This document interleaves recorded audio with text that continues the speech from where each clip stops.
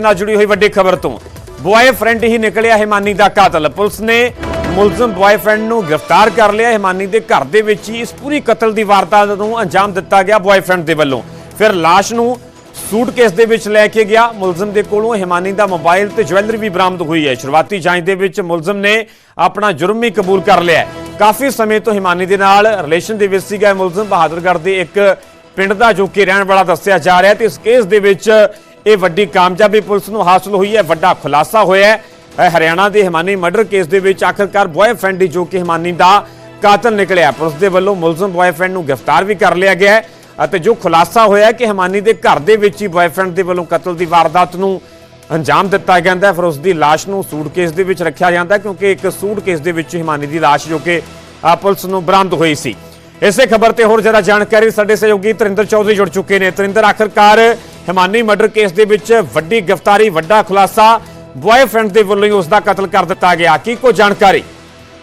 देखिए, पुलिस ने अभी जो हमें पुलिस सूत्रों से जानकारी मिली है कि जो आरोपी है वो हिमानी का बॉयफ्रेंड ही है और उसने हिमानी के घर में ही इस वारदात को अंजाम दिया है। और बाद में जो अटैची सूटकेस जिसकी शिनाख्त परिवार के लोगों ने भी की थी, जिस सूटकेस में हिमानी का शव मिला था, वो उसके घर से ही लेके हिमानी के शव को सूटकेस में डालकर कहीं फेंकने के लिए जा रहा था। और सबसे बड़ी बात यह है कि आरोपी बहादुरगढ़ के किसी गांव का रहने वाला है। अगर रोहतक और बहादुरगढ़ की बात करें तो जिस जगह पे हिमानी का शव मिला था वो इन दोनों के बीच में है सापला, यानी कि वो रोहतक से बहादुरगढ़ की तरफ जा रहा था, तब उसने रास्ते में इस अटैची को फेंका है। और काफी अरसे से ये रिलेशनशिप में थे, जैसा आरोपी ने पुलिस को बताया।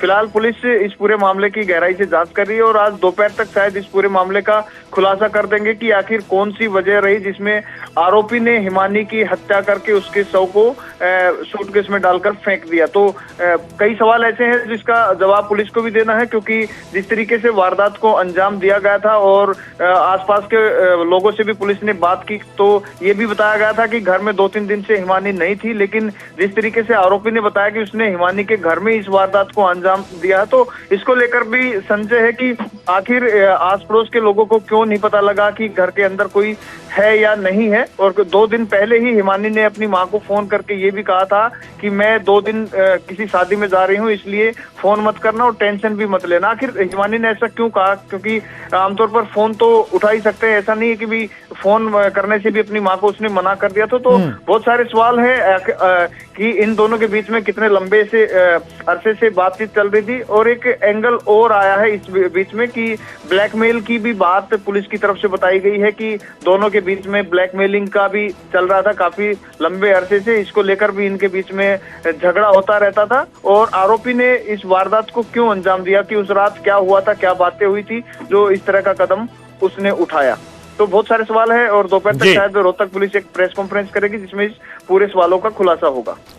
तरिंदर, जो कि शुरुआती जांच ਦੇ ਵਿੱਚ जो जानकारी सामने आ रही है कि मुलजम ਦੇ अपना जुर्म ही कबूलिया गया है, कि शुरुआती जांच ਦੇ ਵਿੱਚ इस मुलजम ਦੇ ਵੱਲੋਂ कोई दस्सिया गया इस बारे कोई जानकारी ਦਿੱਤੀ गई है कि आखिरकार जेकर रिलेशन ਦੇ ਵਿੱਚ लंबे समय तो रिलेशन ਦੇ ਵਿੱਚ ਤੇ अक्सर ਅਜਿਹੀ अचानक की गल होगी, इत्थों तक गल पहुंचेगी कि उस दे ਵੱਲੋਂ हिमानी ਦਾ कतल तक कर दिता गया?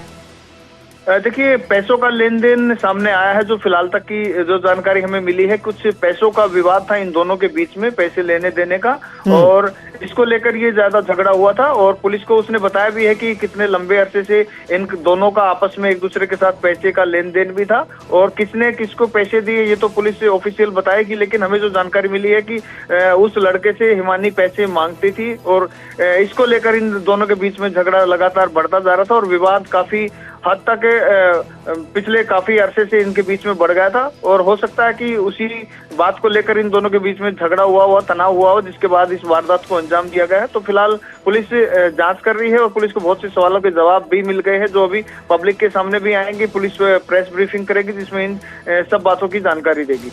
तरिंदर, जिवें कि पहला परिवार ਦੇ ਵੱਲੋਂ ਕਿਹਾ ਜਾ ਰਿਹਾ ਸੀ ਜਦੋਂ ਤੱਕ ਕਾਤਲ ਦੀ ਗ੍ਰਿਫਤਾਰੀ ਨਹੀਂ ਹੁੰਦੀ ਉਸ ਦਾ ਸੰਸਕਾਰ ਨਹੀਂ ਕੀਤਾ ਜਾਵੇਗਾ, ਹੁਣ ਕੋਈ ਇਸ ਗ੍ਰਿਫਤਾਰੀ ਤੋਂ ਬਾਅਦ ਚ ਪੁਲਿਸ ਦੀ ਕਾਰਵਾਈ ਤੋਂ ਬਾਅਦ ਚ ਪਰਿਵਾਰ ਦਾ ਪੱਖ ਸਾਹਮਣੇ ਆਇਆ?